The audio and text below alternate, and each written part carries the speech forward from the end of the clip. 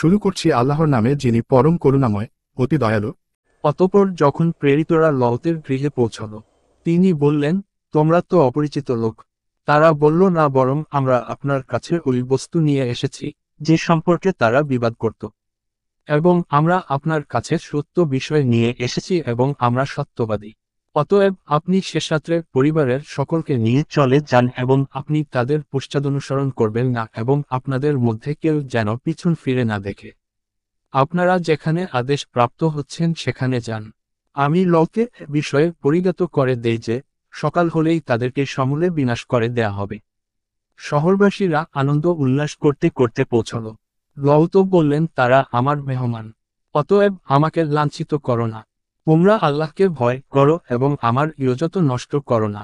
তার বলল, আমরা কি আপনাকে জগদাসীর সমর্থন করতে নিষেধ করিনি?